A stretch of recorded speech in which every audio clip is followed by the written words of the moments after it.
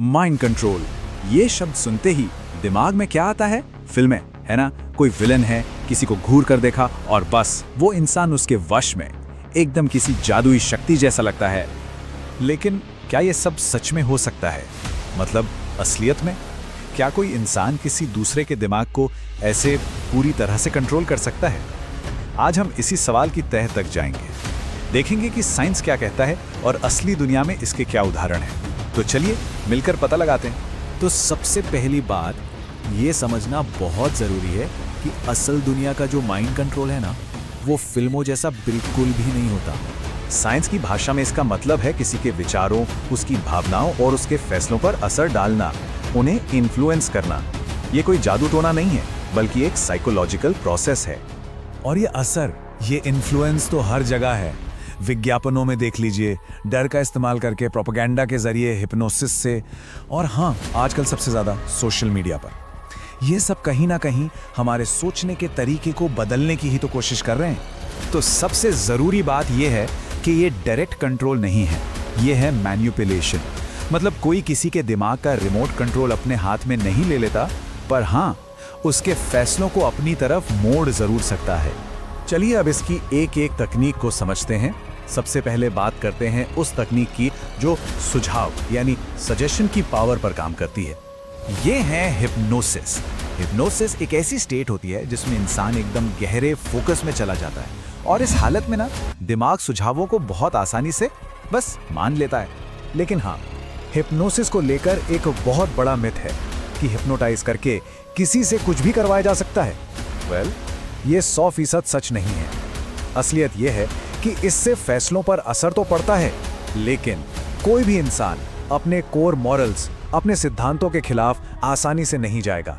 अब आते हैं प्रभाव डालने के एक सबसे आम और शायद सबसे असली तरीके पर, वो है कंडीशनिंग। ये हमारे रोजमर्रा के व्यवहार को बदलने का एक बहुत ही पावरफुल तरीका है। इसका सबसे क्लासिक एग्जाम्पल तो सबने सुना होगा, पावलोव का एक्सपेरिमेंट। घंटी बजाई, कुत्ते को खाना दिया, यही बार बार किया। नतीजा, कुछ टाइम बाद सिर्फ घंटी की आवाज सुनकर ही कुत्ते के मुंह में पानी आने लगा। उसके दिमाग ने घंटी और खाने को एक साथ जोड़ लिया था। अब सोचिए, ठीक यही चीज हमारे साथ सोशल मीडिया पर होती है। कोई पोस्ट किया, उस पर लाइक्स और कमेंट्स मिले। ये क्या है? ये एक इनाम है, और इस इनाम से दिमाग में डोपामाइन रिलीज होता है जो खुशी का एहसास कराता है। फिर क्या, हम और ज्यादा पोस्ट करने के लिए मोटिवेट होते हैं, और ये एक कभी ना खत्म होने वाला लूप बन जाता है।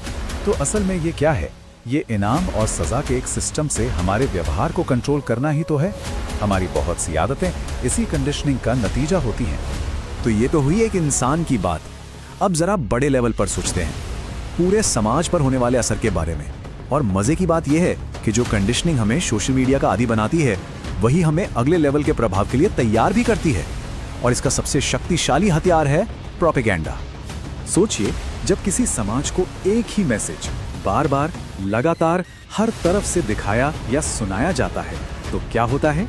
धीरे धीरे लोग उसे ही सच मानने लगते हैं। यहाँ पर जो दोहराव है ना, वही सच्चाई का एक भ्रम बना देता है। इसे हम माइंड कंट्रोल का मास वर्जन भी कह सकते हैं। ये इतना ताकतवर होता है कि ये पूरी की पूरी आबादी के सोचने का पैटर्न तक बदल सकता है। और अब बात करते हैं माइंड कंट्रोल के सबसे एक्सट्रीम और खतरनाक रूप की, ब्रेन वॉशिंग। ये वो चीज़ है जो अक्सर कल्ट्स में इस्तेमाल होती है। इसमें बहुत खतरनाक टैक्टिक्स अपनाए जाते हैं, जैसे इंसान को सबसे अलग थलग कर देना, उसके अंदर डर पैदा करना, एक ही बात को बार बार दोहराते रहना, उसकी भावनाओं को अपने काबू में करना। और एक चीज़ होती है लव बॉम्बिंग, मतलब इतना ज़्यादा प्यार जताना कि वो इंसान पूरी तरह से निर्भर हो जाए। और इन सब तरीकों का नतीजा, धीरे धीरे उस इंसान की अपनी पहचान ही बदलने लगती है।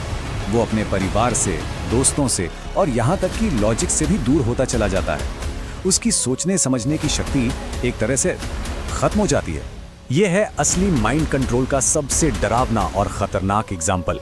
एक ऐसा एग्जाम्पल जहाँ किसी की इच्छा शक्ति को पूरी तरह से तोड़कर उसे एक बिल्कुल नए सांचे में ढाल दिया जाता है। तो अब शायद वो पूरा कनेक्शन समझ आ रहा होगा। सोशल मीडिया की कंडीशनिंग हमें इनाम का आदी बनाती है। फिर यही आदत हमें प्रोपेगेंडा के दोहराए जाने वाले मैसेजेस के लिए और ज़्यादा सेंसिटिव बना देती है। और जब इन्हीं तकनीकों को एक्सट्रीम लेवल पर ले जाया जाता है तो वो ब्रेन वॉशिंग का रूप ले लेती हैं। ये सब जानने के बाद एक सवाल तो मन में ज़रूर आता है कि हमारी अपनी सोच का कितना हिस्सा सच में हमारा